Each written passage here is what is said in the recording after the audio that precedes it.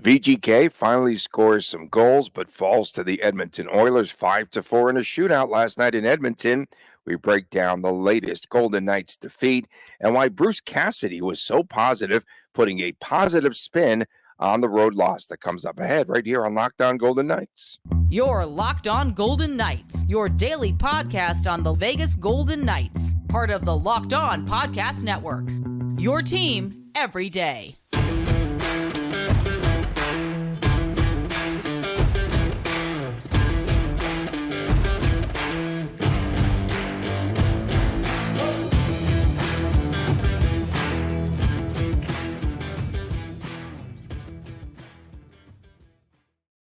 Well, hi again, everyone. Tony Cardasco, Chris Golick from Las Vegas. Thanks for making us your first listen each and every day. You can find us wherever you get your podcast. And please subscribe to our YouTube channel, which is Locked On Golden Knights. So, Chris, last night, somebody had the score correctly on the right side. Nailed it. Yeah, for once. It's taken me. I had shootouts. I was 9 goals off on the score, but, you know. Yeah. Somebody picked a winner there for the first time in 3 years. VGK scoring 4 goals, all on the 5-on-5 opportunities in last night's loss at Rogers Place. And they broke out of a 4-game stretch in which they had no 5-on-5 goals. So there's a positive, number one. Bruce Cassidy wasn't that upset after the game. It was the 8th VGK loss in 11 games. And Cassidy felt that even though the Golden Knights lost twice in Calgary and in Edmonton, they grinded out a point in each one of those games on the road trip. And in turn, he felt as though they're 500 on the road, right? Because they get 2 points in 2 games, so more or less the split. And Cassidy was also pleased following the game about the bottom 6. Keegan Colasar, I had him to break through a couple of nights ago. Little Chris was correct about him scoring last night. And Ben Hutton scored a goal. Michael Amadio had a goal. So they got production from players that they typically don't get production out of. And Colasar and Hutton had their first goals of the season. So I want to get your thoughts on the game last night. I thought it was a fun game to watch up and down. I like a lot of scoring like that. Thought it was fun. Second, I'm going to start negative, and then we're going to transition to positive. Wait. So suddenly I'm the positive one on this show? Yes. I'm turning heel for the next 62 seconds or something like that. Love it. So the second period, the Golden Knights were not good. Every single goal that the Oilers scored, in my opinion, was a defensive breakdown. Matthias Janmark is standing right on top of Logan Thompson, and the puck deflects off of him and goes in. That can't happen. Vander Kane is right in Logan Thompson's grill. And I get the new power play. A lot of times they let the goalies fend for themselves. I understand that. But in this circumstance, Pietrangelo was caught between protecting. Exactly. He was caught between protecting that one-timer from the left circle or Vander Kane. You have to make a decision there. You can't be a passenger, like you just said.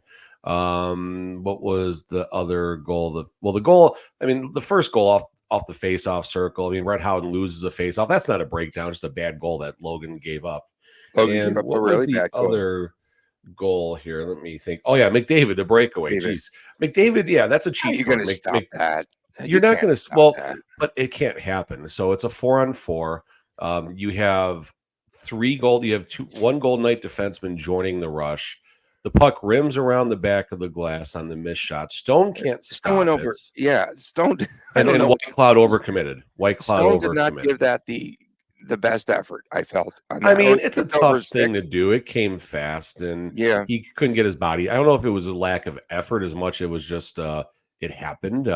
But White Cloud is the one who needs to make a better read on that play. I mean, you have literally the best player on the universe on the ice with you. You have to know where he is at all times. So that's the second period. It wasn't good. That's why the Golden Knights only got 1 point this game. Now, moving forward, Coach Cassidy, this game was more than just, it felt better than just getting a single point. They got a nice crooked number on the scoreboard. Keegan Colasar scores probably a top 5 goal of the season as far as the Golden Knights are concerned, as far as a highlight reel goals. I mean, he batted that thing out of midair. It was beautiful. It was beautiful. And I think I put out there when Amadio scored.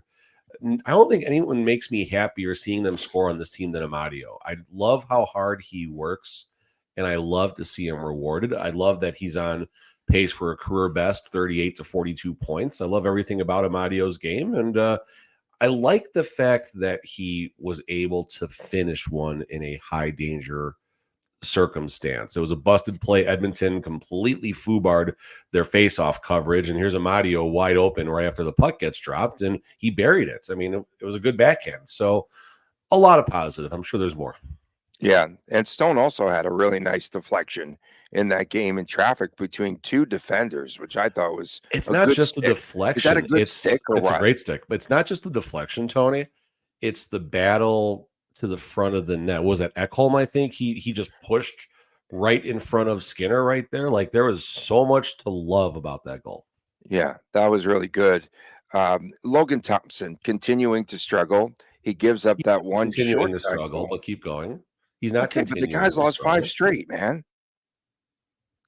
Yeah, He's lost and 5 straight besides games. last, but in the first 4 games, he had 5 goals of run support. Remember, we had this conversation yesterday. Oh, that's right. Okay. Sam Gagne's goal, though, kind of started things off, I think, on Bad the goal. wrong foot. Bad And then they did put players in front of the net, which VGK's defensemen do need to clear, as you mentioned. I didn't think it was their best defensive effort of this season. No, It not wasn't. even. It wasn't a good defensive game at all. Not at all. Right. Your guy, Matthias Janmark, scored a goal. That's his first goal of the season. Connor It's the first McDavid goal of the season. it was, yeah. Connor Standard. McDavid is back. 3 points, a goal on the breakaway, and he also scored the first shootout goal, 2 to That's nothing. a cheat code. That's a cheat code. It shouldn't be I'm allowed. telling He you, shouldn't 2 be to allowed nothing out in the there. shootout. When on that breakaway, you just knew he was going to score forehand, backhand, and that's just amazing. I mean, Logan did a good job, but McDavid is just better. Logan actually had a really good attempt to save it. I thought he got the pad over, but McDavid found a little hole. But it's McDavid, dude. McDavid, bro.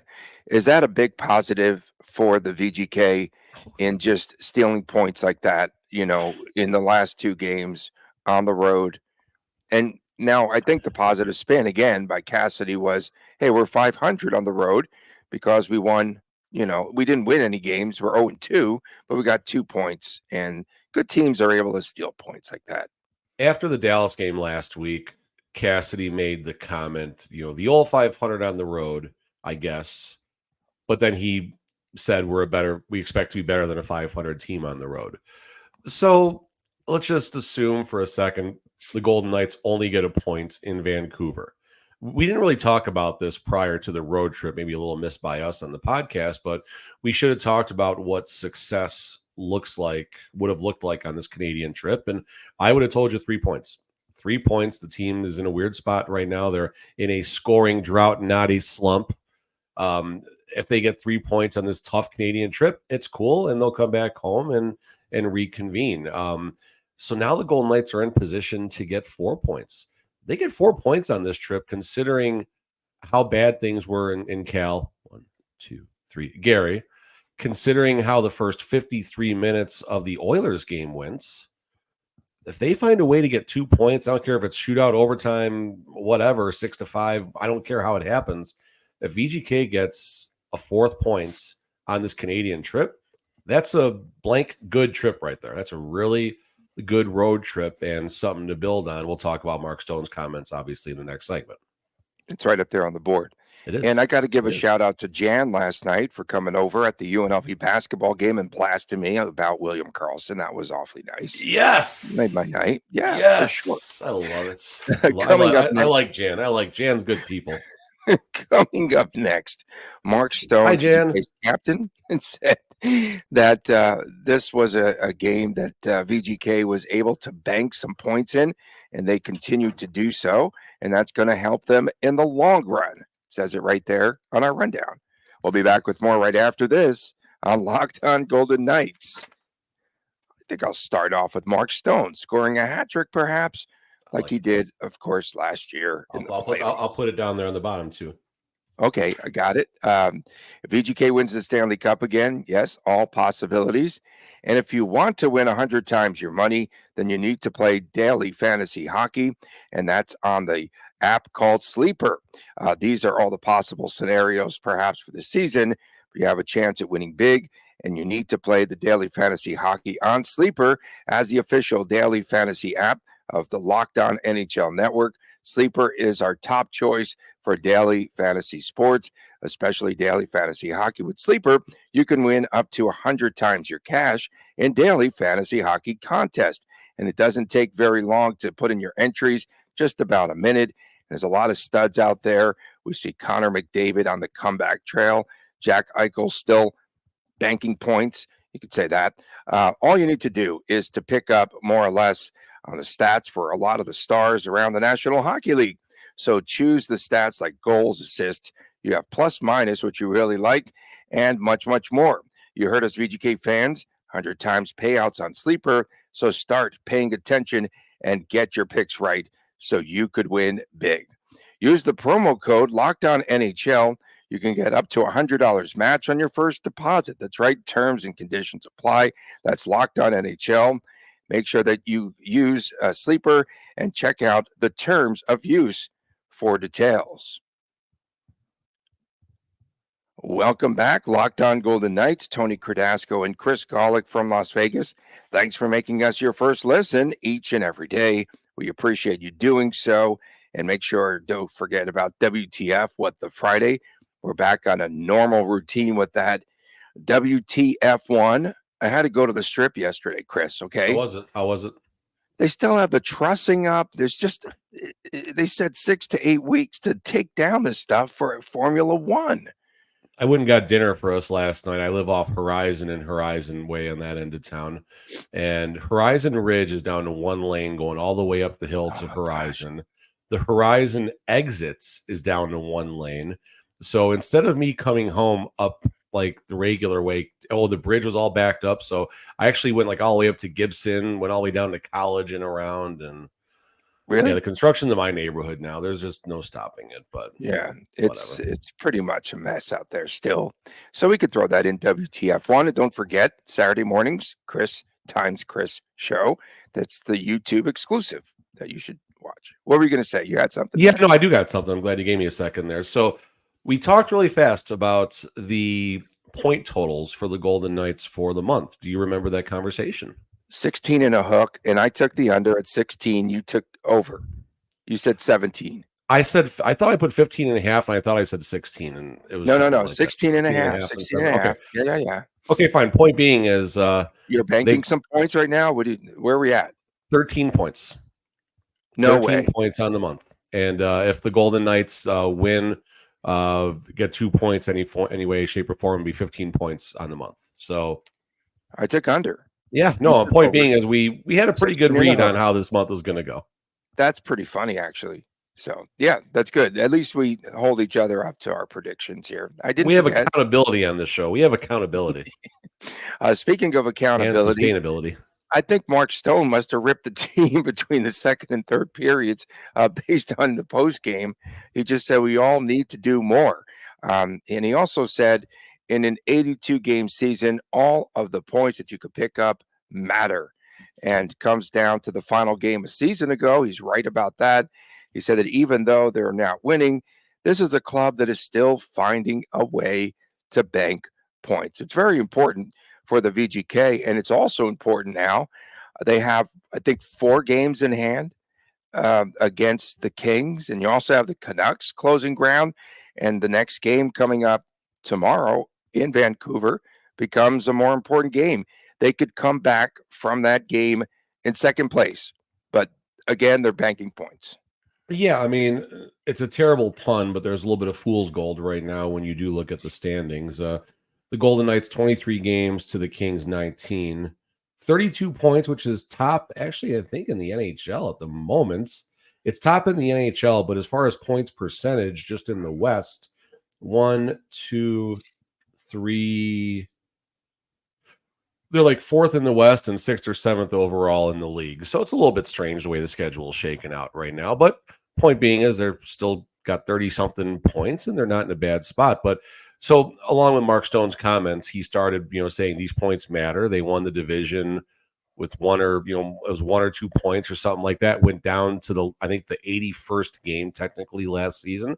I think even in the 82nd game, there might have been a path for Edmonton to get there if the Golden Knights didn't get at least a point that game. So every single point does matter. But my takeaway from what Mark Stone said was the Golden Knights are in a tough stretch right now. If they come out of this stretch okay, they're going to be in a really good spot. So as far as the tough stretch goes, I mean, listen, looking at the schedule from the second half of November, 1, 2, 3, 4, 5, they played 8 games on the road and just 1 game at home. And that 1 game at home, they got shut out by the Coyotes. December, things get a lot. The December and January and even February schedule is not that bad. Rigged.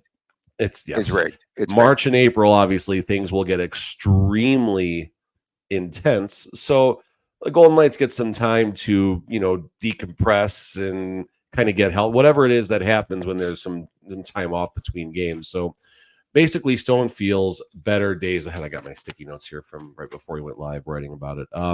So the Golden Knights stuck to the program last night and stuck with it, and the goals came. Stone was very honest about his assessment on the Oilers. They're a good offensive team, but they're going to give you looks. They're going to give you looks. His nice way of saying the Oilers have absolutely no defense. No defense. Terrible goaltending. They do take those backhanded shots when they have the opportunity. No, with they this club. definitely do. And Ashley did make an interesting. Ashley Weiss, who does all the in-game reporting and post-game media and everything. She asked a question about what was said, I think, during one of the intermissions. And I think Mark Stone said, we all just got to be a little bit better. I forgot the exact wording that he said used. We all need to step it up pretty much because we're missing guys, right? He said we're missing our best player too. I thought he made a comment like that. So he's he's holding Alec Martinez to high. No, he's holding Shea Theodore to a really high regard. And that's the thing. Like, this was an interesting game yesterday, and the Golden Knights dug deep. I joked about the Chandler Stevenson quote from last year. They got to grab their nuts and go to work or whatever. Well, they did. I mean, it was an ugly game for 53 minutes, but it was a good game for 7 minutes off a back-to-back, missing their best shot blocking defenseman and their most mobile defenseman. So, circumstances, not excuses. That's going to be etched in the wall in here at some point, and you'll probably put it on a napkin in your room at some point. But it's fair to acknowledge things like that. And it goes back to Mark Stone saying, if they get out of this tough stretch, doing okay, they're going to be in a good spot. Well, November is a tough stretch. 15 points. We'll take it, and we'll move on. Pietrangelo had to pick him up too. Remember, he left him at the blue line, what you just said the other night. Yes. Okay, that was bad. Good. No, that was good. That was a lot better than how we ended yesterday's show. Don't talk about it. Don't do it. We saw the email. Don't say anything else. Yes. Okay. Playing a tough stretch of hockey. He said that you have to grind through this stretch, and said the team should be good after this. He feels really positive about coming out of this. It is a difficult stretch with 8 of 9 on the road. And the Vancouver game, as we mentioned, looms larger. They need to get points in that game because it would build some momentum. They need 2 points against Vancouver. I would like to see the Golden Knights really. You could feel when there's just an extra level of emphasis on a game. You can see it in the effort. I'm not saying they don't try in other games, but you could see when this team really laces up their work boots and grabs their nuts and goes to work. You can really see it. And one thing I'm wondering about the Golden Knights, like the first period of yesterday's game, it was fine. It wasn't great. It wasn't bad. They gave up, a bad goal, that Logan Thompson. That happens. You wonder if there's like this extra emphasis on good puck management, but if it's coming at the expense of lesser scoring opportunities. Not so much last night, but you look at the game against the Flames, you look at the Coyotes game, you even look at the Stars game and the Penguins game. So whenever I'm around the team next, I'll definitely be doing the media stuff on Saturday. If I can make it to the Saturday practice too, I will, but I don't know if I'm going to be able to. But that is definitely a topic I would bring up with Coach Cassidy and just say, hey, the puck management's better, but is it costing scoring chances? And I'm really curious to see if I get a quick answer like, no, that's not a good question. Or knowing Cassidy, he will go in depth about it and give a fair answer. Whether he agrees with the question or not, he will give a fair assessment of the pros and cons of improved puck management. So I'm really curious what his take on that would be. Coming up next, Joel Ward joins the coaches on the bench. We'll talk about that. Pretty interesting move by Cassidy. I like it. We'll talk about that when we return right here on Locked On Golden Knights. We spend a lot of time together, you and I and Chris and all of us here with the Fam Bam. We get fired up together with wins and losses, when they bank points or not, who plays, who sits, who's behind the bench. That's right. We're thankful for all of that and the connection that we have. And today we want to start our chat off and make it just a little bit more personal. We just learned that you could get a 1-year supply on ED medications. You realize what that means? It means bring on extended travel, bring on the next natural disaster or supply chain issue, and you are covered, our friends. And you don't have to worry about whether or not you can refill your generics for Cialis, for Viagra, and your prescriptions. And this is made possible because of our friends at Jase Medical. As you see right there, go online right now, jasemedical.com, to receive your 12-month supply on your daily medication. Remember to use the promo code Locked On at checkout for a discount as well. And they have a lot of testimonials. Someone said the prices are lower than local pharmacies, and I highly recommend this for everyone. If you or someone you love would like to get some peace of mind by having a year's supply of any daily med, go to jasemedical.com to see if it's offered for you. Remember to use the promo code Locked On for $20 off of your first purchase. Welcome back. Locked On Golden Knights, the Wednesday edition. Tony Cardasco, Chris Golick from Las Vegas already. Wow. Is that incredible, right? We appreciate you making us the first listen. Yeah, make sure that you give us some more good fodder for our Friday WTF, What the Fodder show, that edition, and Saturdays, Chris and Chris. What the fodder? I don't know. I don't know. It's just random. Random thoughts. Chris and Chris on Saturdays, the YouTube exclusive that you don't want to miss. So, Chris, you have followed the career via the Silver Knights, right, of Joel Ward. He was added to the bench last night and working with the 12 forwards, working on faceoffs, some individual things, according to Cassidy. Said he likes the 3-man bench, but he added Ward behind the bench last night. So he joins Dominic Ducharme and John Stevens on the VGK bench. And what do you think he's adding right now for the VGK and helping out those 12 forwards, especially? I think before I answer that, I want to just credit Coach Cassidy for, looking at the big picture. The team's having a tough time. And the plan, according to Coach Cassidy, was always to get him on the bench at some point. They wanted Joel Ward, to get to know the team a little bit, get that familiarity, and trust, I think, is an important thing. I mean, obviously the team has to trust the voices. I'm not saying there was any trust issues between Ward and the Golden Knights players, but it takes a time to build up that synergy, that trust, that everything. So Coach Cassidy says at the quarter pole, Tony, I know you're dying to get that in there. He says at the quarter pole, it seemed like somebody a good else time. Somebody else used that reference. I did use the quarter pole. Say that. I did say that. Thanks for listening, Bruce. We appreciate it. Yes, thank you. And please start rocking again. I'm not having as much fun. Stop it. So that's where we're going to start the conversation about Joel Ward. So it's funny you mentioned about the career. I literally pulled up his hockey database here as you were mentioning that. And looking at his career, I can't help but to start by taking a shot here. He's like a career 35, 40, 45 points, a year type of player. These are like Ivan Barbashev type of numbers. I don't think he made $5 million a year. Sorry if anyone else is listening. But he had some good playoff runs. He has 83 playoff games, 52 points in those 83 playoff games, 726 career regular season games. So over 800 games. His last season in the AHL was 17-18 with the Sharks. When you talk about that, he was on the not a major. Oh, he was on. Oh no, he was. That was the year before, but whatever. Okay, Year before, yeah.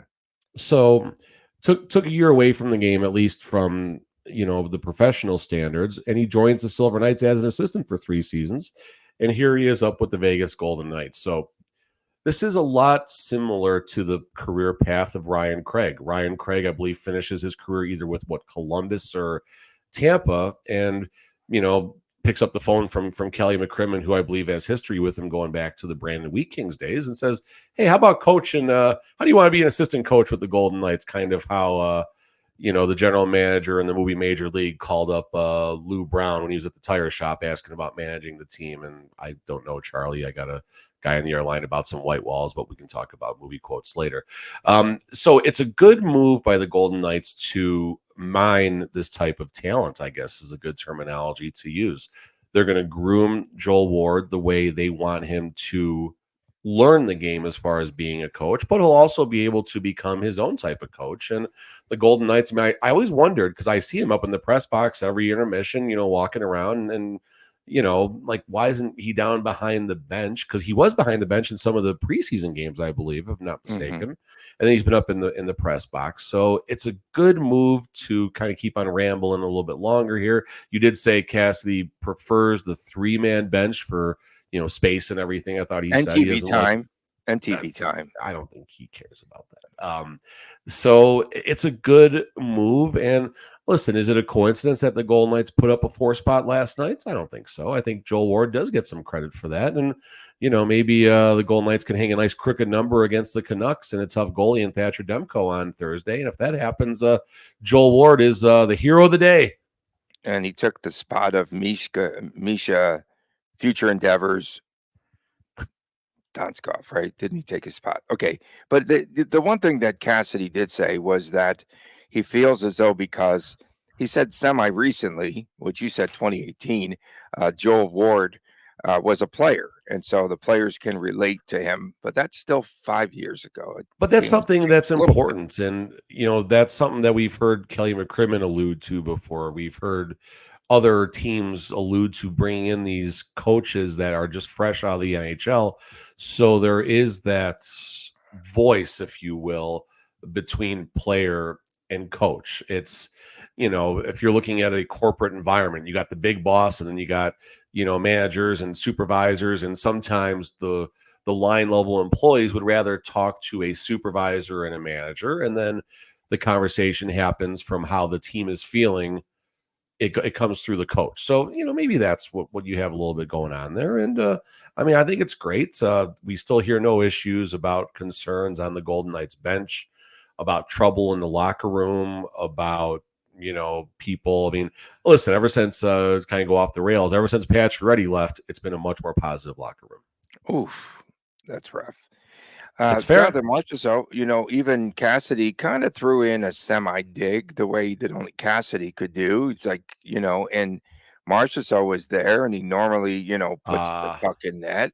He took a little shot there, I think. And only the way that Cassidy But can. he does it in a way where he's not hanging him out to dry either. Yeah, we know those subtleties by now, though, right? He does it, but I think he's doing it differently than he did in Boston. A lot of times those comments in Boston were taken a bit out of context. So Cassidy has learned about that experience and dialed it back a little bit, while still showing that everybody on the team from Mark Stone down has an equal accountability level. But he doesn't hang them out to dry in the post game to where players are just going to, watch, because the players watch what the coach says and stuff, where they're just going to shake their head and walk away and, want to go confront him. That's not what happens. Yeah, he definitely hangs no one out to dry. Our defenseman was beaten by a 17-year-old. Okay, doesn't. No, oh, that's fair. No, that's fair. He spout off on that one, and listen, it's you're on. I'm not defending that comment one bit. No, definitely no. He's definitely he knows how to manipulate the team, right? He definitely knows how to get that message across. But don't take manipulate as a bad thing either. No, in this context. No. Don't go there, Cardasco. Let's get out of here. I was going to say something about media manipulation. VGK. Thanks for Okay. tuning in. Thanks for tuning in, everyone. We appreciate you. Don't forget, tomorrow we will have a recap of the Vancouver game. No, we'll have a preview of the Vancouver game. I'm thinking that they're going to play every night this week. We got the sports almanac. We got to recap. We're going to recap it before the game even happens. We got the sports almanac. We're pretty good at picking the total number of points and all sorts of things. Don't forget, especially our everydayers, to tune in. Fridays is WTF with the Friday, and on Saturday, the Chris and Chris show. If you watch Saturdays, you're a super everydayer. Aha. That's right. We talk about that now. You're a super everydayer. Unlike oh my goodness, Nighttime Plus last night I had failed no problems. I had no problems last night. night. I had to watch it on ESPN2. It told me I needed to upgrade my membership. Seriously, it's already paid. I paid it in full, and I'm getting these stupid messages on there. Okay, well, now this isn't WTW. TWWE. For my man Chris Golick, I'm Tony Cardasco from Las Vegas. We appreciate you tuning in. We'll see you tomorrow right here on Locked On Golden Knights.